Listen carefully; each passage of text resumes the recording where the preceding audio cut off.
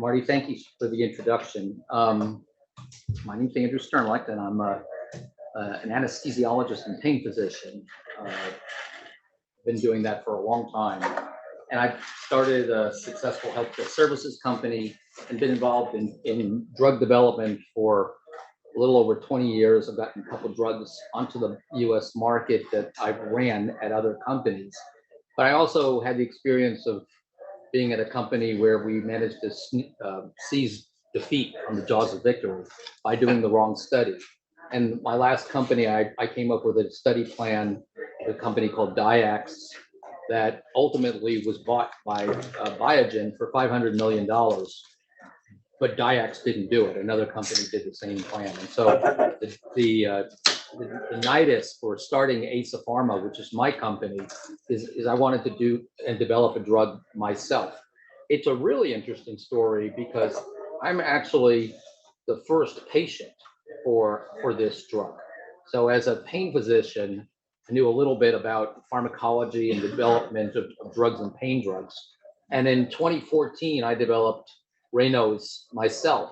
Reynauds is actually very common. There's probably, I was talking outside, 2 people I talked to have it. It's about 5 to 7% of the population. And you may not even know that you have it, but you do know that you don't do very well in cold. And that when you get cold, your fingertips turn white and start to hurt. That's Reynauds. And most people, when they go outside, a normal thing to do is for the blood flow to your hands to diminish. The term is vasoconstrict those blood vessels.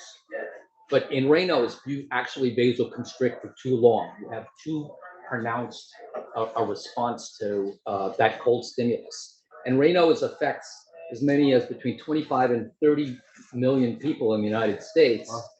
But it occurs in 2 forms. The first form is what most people have, which is just cold as a pain in the butt. My fingers hurt, they turn colors. But in many cases, Reynauds is part of a second disease. So I'll launch into the presentation. There are no treatments that are approved for Reynauds by the FDA or any other regulatory authority in the world. This does not mean that it's not treated, but it does mean that when you go to a doctor's office and you say, my fingers hurt in the cold, often the doctor will say, as had to a number of people that I've talked to, we don't have anything for that. We certainly don't have anything that insurance is going to cover. So people take a class of drugs called calcium channel blockers, which are used for treating blood pressure to treat Raynaud's. These are some pictures of what Raynaud's looks like. So the picture on the left is one of my best friend's wife, who lives in Ibiza, which we wouldn't normally think of being, terribly cold. But her fingers turn this color, and she's 42 years old and an athlete. She can't run in the wintertime. You'll see her fingers after she took the pill in subsequent slides.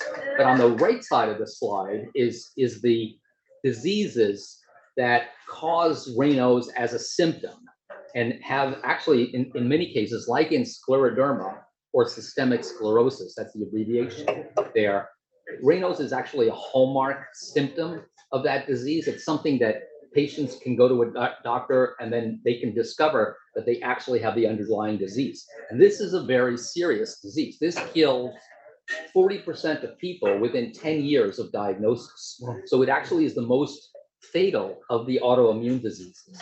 But there are other diseases like rheumatoid arthritis, lupus, chemotherapy, and nerve compression and surgery in which Raynaud's also comes. So the entire market there is about 1 million people with secondary Raynaud's, maybe 27 million or 26 million with primary Raynaud's.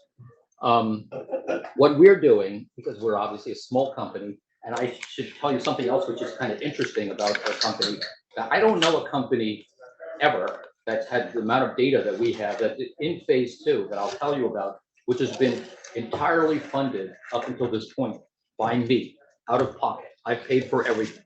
No because grants? I believe. Any grants? No grants, because I believe so much in the program. So there were about 190,000 people who have scleroderma with Raynaud's. And then there's about 800,000 other secondary Raynaud's patients.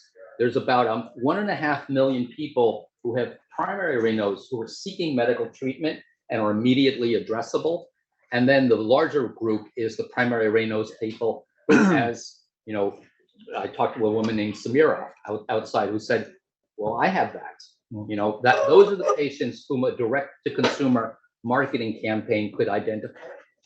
And this is a very serious illness. For people who have it, you're looking at, you know, the impact on their quality of life compared to other diseases like depression, obesity. This is more serious than depression, obesity, asthma, chronic obstructive pulmonary disease in terms of its impact on the quality of life.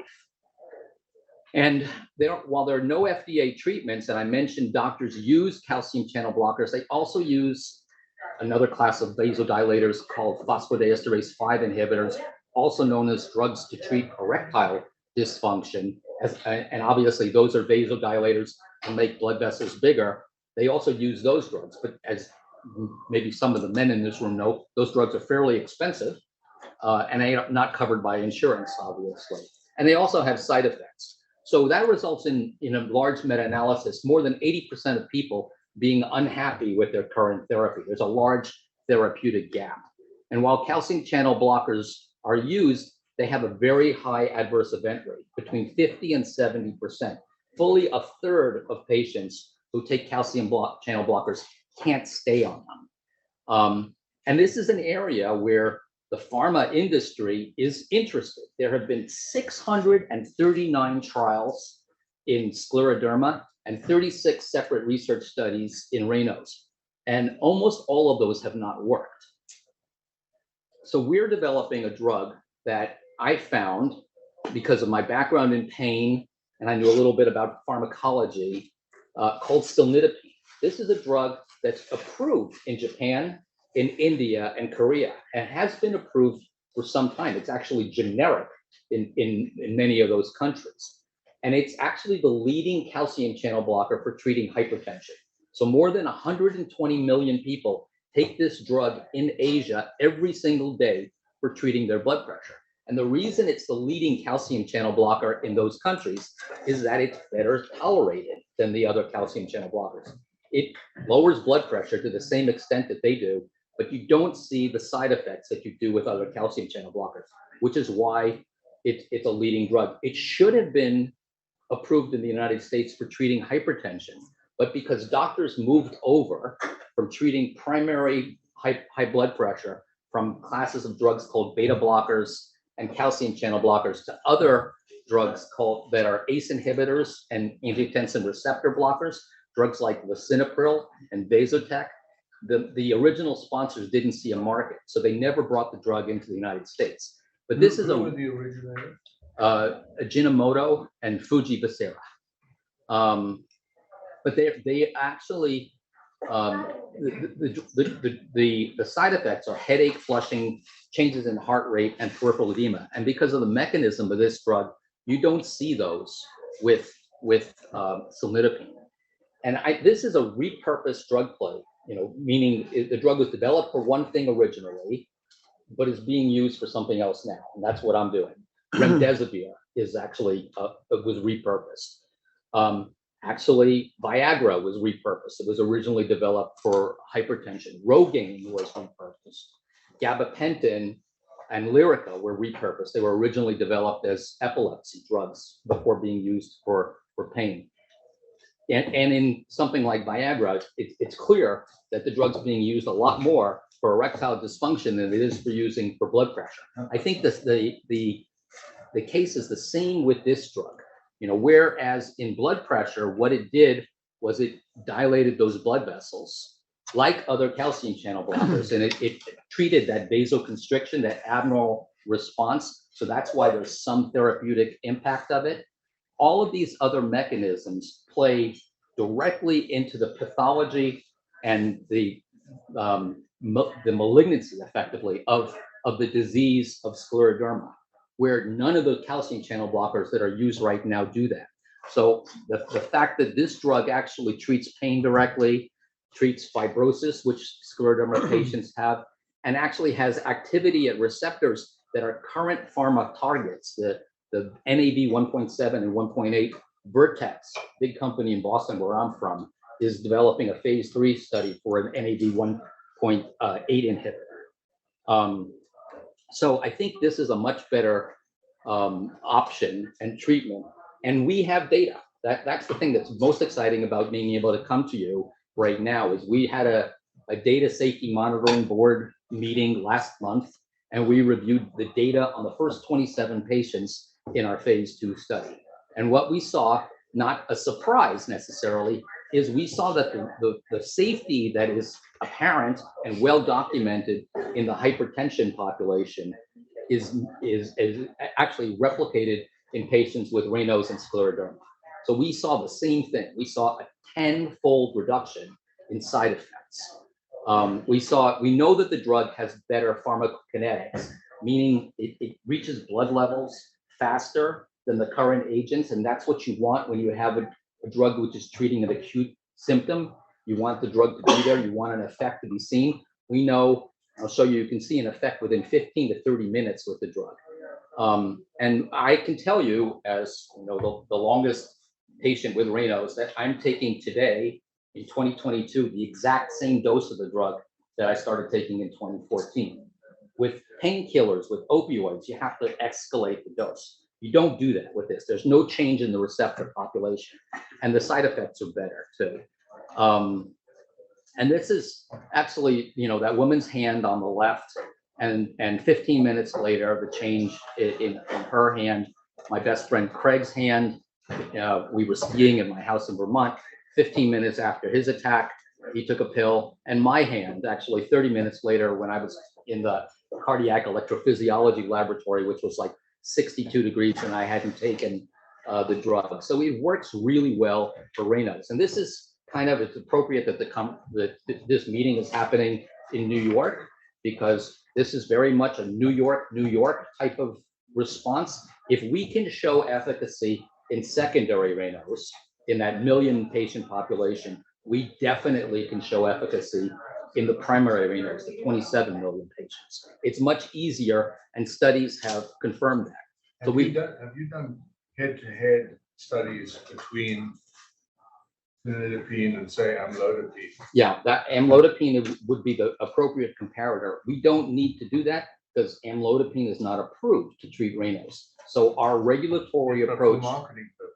There's been a large review article of 548 patients from the Cochrane Foundation, which goes in detail into the effect of calcium channel blockers and amlodipine specifically. So it's well documented what that effect is. And in the design of our trials, in the statistical analysis plan, which specifies how we'll analyze the data once we get it, we will write in an imputed comparison to the historical comparator from the data from that meta-analysis. But we don't actually need to do a head-to-head trial.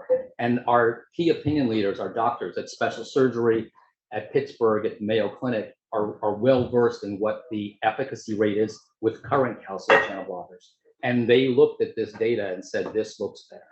Yeah. So this was the data that we had on August 25th, or July 25th. And we ended the first part of the trial early because we met all the goals. We're continuing into the second part of the study, which is 38 patients in a crossover study. A crossover study, as you look at a clinical trial, is a very powerful tool to measure impact, because patients don't know what they're taking. And for a period of time, they're given a drug box with no identifying label on it. So they take placebo for a period of time, and then they wash that out, and then they take active drug, and they compare with themselves being the control between active drug and placebo. So that allows you to get powered results in a smaller number of patients. And we're doing the FDA registrable endpoint. We know what that is, and we're also looking at whether or not the disease can be modified by the drug. Since we have such a well-characterized drug, we have over 500 articles in the literature about the performance of solidipine, including a large 1,100 patient study in patients who had strokes and were treated with either solidipine or amlodipine, to your point. And these benefits are accrue only to solidipine because of its biology. It hits a different receptor than amlodipine does. And we know in patients with hypertension that two of the functions that are most approved by solidipine in hypertensive patients are cardiac function and kidney function.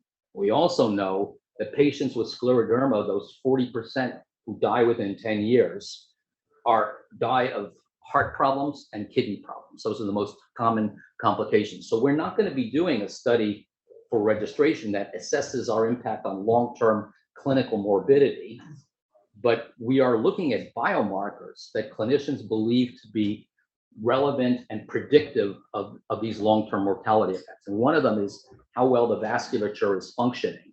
We're also looking at gastrointestinal function in these patients, which most of them have very bad heartburn, a very bad gastroesophageal reflux. Many of them take proton pump inhibitors and acids for that. But in one patient who happens to run a company called MPM Capital in Boston and is the president of the American Scleroderma Foundation, he found that his GI symptoms completely disappeared with the drug. So we may be able to open up a brand new indication for the drug down the line in treatment-resistant GERD, which is a huge option for us. So I have a couple of questions from the audience. okay. One is, my daughter suffers from systematic scleroderma. Have you done any tests in children? No, but we very well may, because we can get a special expedited approval from the FDA with that. Yeah. So the FDA wants to develop therapies for children, and so it's something we're evaluating. Was there no Goodman-Zeller? Did you have a question? I can tell you that I've given it to my nephew when he was 9 years old, not because he had scleroderma or Raynaud's, but because he was freezing from skiing, and he skied the rest of the day, though it was minus 20. He could only stay out a half hour. He skied the rest of the day without it complaining at all. So, I mean, I'm a little bit of a mad scientist. The pharmaceutical itself has been approved. You're just trying to get it approved for this usage. No, It's never been approved in the United States. Oh, okay. It's never been approved in Europe. It's never been approved anywhere except for certain Asian countries. This will be the first approval, and getting it approved for an orphan indication gives us 7 years of market 10 years in exclusivity, Europe. 7 years in the US. And But are you intending on Europe? yeah, absolutely. We're So intending what is- on every country that has a cold climate and in which the drug is not So your generic and strategy available. is to designate the use into an orphan drug and then hope for off-label use in the less orphan. Or even just go for the primary Reynauds afterwards, after we get on the But market then what do you and have do built to up. protect the market? What do you do in terms of patents? You've got use patents in the US, but they're not very useful in Europe. Right, we have use formulation dose patents. That's, Formulation dose. Yeah. What about combination? we've looked at this. This study actually looked at combining this with another drug and found it worked in the lower dose, but not as much in the higher dose. I have a sneaky suspicion. I looked before I came over. Looked at the structure, compared it with another. Have you looked at secondary pharmacological, action apart from calcium blocker? Have you looked at immunomodulation with this drug? No, I bet you'll find it. Hmm. And that's why you're getting superior clinical results, because most of these diseases are mediated through autoantibodies. that's true. So it might be worth doing a pathway sweep on the molecule to see where else you're Yeah. modulating. Well, these patients, most scleroderma patients have anti-nuclear antibodies. Of course they So we found, just getting back to the overall, we found that the drug is much safer, a tenfold reduction in adverse events. Where I mean, we only had 27 patients, and if you compare that to the meta-analysis, we didn't plan on this. It wasn't in the SAP, but you get a p-value for saying these drugs are safe. And these are at similar molar concentrations in the plasma. It's actually, we looked at a dose of solidipine that was twice the dose of But don't block amlodipine. the camera, please. So we looked at 20 milligrams and 10 milligrams, of solidipine in the study. The most common dose of amlodipine that's used in treatment is 5 milligrams to 10 milligrams. And most people can't tolerate 10 milligrams. So even if we were only as effective, because we have a wider therapeutic window, we can dose the drug at a higher level. And our studies, our go-forward studies, Part B and our planned registration trials, will look at the higher dose, because we didn't see any increased adverse events with a higher dose, but we did see a dose response.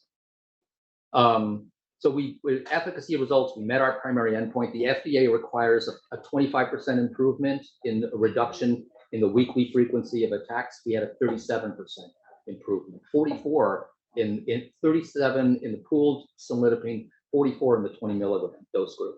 So we met that margin by an endpoint, and because of that, because we have a higher treatment effect, the size of our phase 3 studies in terms of the total sample size shrunk. So this is a very efficient program in terms of the cost and getting the drug approved. And we saw across the board improvements in the relevant symptoms of patients with Raynaud's. So have you looked at patients who have both Raynaud's and erythromelalgia? No, but there's a case report. A good proportion of patients have the opposite disease. Right. There's a case report, and this is kind of what got me into looking at, I did voltage gated studies looking at the particular receptor that is the target receptor that's thought to be sort of off kilter in erythromelalgia. As I don't know your name, but I'm John. John, as John mentioned, erythromelalgia is the opposite of Raynaud's. Instead of your hands getting cold, they get hot. But there was the biology is similar. And there was a case report of a patient who got a drug that biologically is similar to solidipine and actually is approved, but it's a drug called Prialt or Zikinotide. It's an intrathecal drug, meaning it's given directly into the spinal cord and spinal fluid through an implanted pump, and it's used to treat intractable pain. And there was a patient who got that pump put in for multiple back surgeries and failed back syndrome, who had erythromelalgia for 15 years, and 4 days after getting the pump, erythromelalgia was gone. And that's what convinced me to look at this, because people thought it was due to something else, and I thought it was due to NAD17, and I actually confirmed that in voltage gated studies in cell culture. We got about 5 minutes left. Okay. Is the existing treatment covered by insurance? My cord. No, I mean, but calcium channel blockers are cheap. Right. Oh, they're Amlodipine is not expensive. You'll pay at the most $30 as a copay, for a month of amlodipine. But this drug is much better, and if it modifies the course of the disease, it can potentially save lives. And would it be in the same pricing range or a higher price? Much higher. Somebody asked another question about how does it differ from what's offered in India and Japan? How to Somebody in the audience said, how does it differ? Well, the same drug is available in India and Japan, but my commercial strategy is not to get the drug approved there. There's no market to go after a generic competitor, and we will develop a better formulation of the drug. So at some point we may do, but that's down the line. Right now, we're laser focused on getting the drug approved in the United States. So we are using actually an Indian supplier, a CDMO, the company that's actually owned by a New York private equity firm, large one, KKR, that bought that company last year. They're fully GMP compliant, 1,000 sales reps in India, 17 manufacturing facilities, all inspected by the FDA. And that's who we're getting our drug for clinical studies and ultimately for commercialization. Solidipine. So you're raising capital for. I'm gonna get to that. Yeah. So this is the market opportunity we're looking at in overall in Reynauds is just under $4 billion. Right. So with this attractive pricing and this molecule, presumably it no longer has a molecular patent in the US. So you're going to be relying on use patents, formulation patents, and maybe combination patents. And the market exclusivity. And then the ability, the orphan designation with market exclusivity. But if we develop, and we're talking to several companies about coming up with a better formulation of the drug that has, reduces whatever adverse events we see, and it maybe has increased efficacy as well through formulation, because this is an older formulation, then what we can do, and other drug companies have done this, we can actually withdraw the NDA on the original drug in the interest of patient safety and substitute the new NDA for the new formulation, and also preventing generic competitors from coming into the United States. Why would Because that prevent generic? because they can't come in with their, they have to come in as an SNDA. And the only way they can do that is to rely on an existing NDA. And there won't be an existing NDA for generic solidipine. There'll only be an NDA for the new formulation. So AstraZeneca did this with a drug that I know very well called propofol. But they could be motivated to come up with their own formulations that is competitive. Then they have to redo the studies. So yes, they do. They But would, you may. if I create the You're market, gonna get a run of it exclusivity, but my anticipation is if this really becomes widely used, it'll invite other formulations to arise. it would be a good problem to have, but at that point, if we've attracted we're commercially successful enough. But we can ramp up fairly quickly. I'll tell you, that one of my steering committee members, key advisors, is a guy who's been doing scleroderma research for 25 years. And he looked at this drug for the first time, I spoke to him on Google, and he looked at the properties of this drug. And he's been doing scleroderma research and multiple industry studies. And he said, oh my God, how did we miss this? That was the first thing he said. And the second thing he said, I predict your drug gets on the market, 90% of scleroderma patients will take the drug because it's so easy. And it has such a good safety profile. It actually, I was talking to Mary, who has low blood pressure and actually has this too. It doesn't drop blood pressure in patients who don't have high blood pressure. That's a class effect of the amlodipine does the same thing, but that's a property of the entire class. So are you able to use the Japanese and Indian books in order to supplement your application? We are going to do a 505(b)(2) regulatory path. I think we have to table this. We have about 1 more minute left, and then we have to move on to the next discussion. So our development costs are low, and we're looking at potentially somewhere between 20 and 40 million for the entire development program, which is very low. People don't know pharma. It usually costs $1 billion to get a drug approved. Our lead investor in this round spent $500 million developing a topical cream for treating rosacea, redness on the face. So this is an unbelievably attractive program from an investment standpoint. We're looking at about an $800 million third-year sales and an IRR that's 10x, and we have the orphan exclusivity. Here's our overall timeline. I won't go through this, but we're going to the FDA. We're submitting our orphan application by October 1st. And then we're planning on primary Raynaud studies as well. And we think we can do this very well, very fast. And we also think we have other opportunities. As I mentioned, treatment-resistant GERD, primary Raynaud's, something called RSD, complex regional pain syndrome. And we're actually talking to a very large ophthalmic CRO about formulating the drug as eye drops for the treatment of eye pain, because eye pain is caused by that same receptor. And this would give you eye pain relief without producing eye anesthesia so that you couldn't feel something going into your eye. I've got a great team of people that I've worked with before.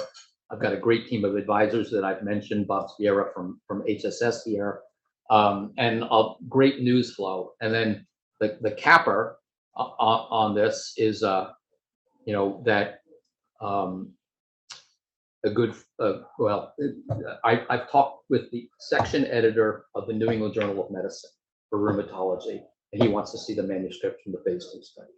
So, because there's such a gap here, so we think we'll get very good publicity as well. Great job.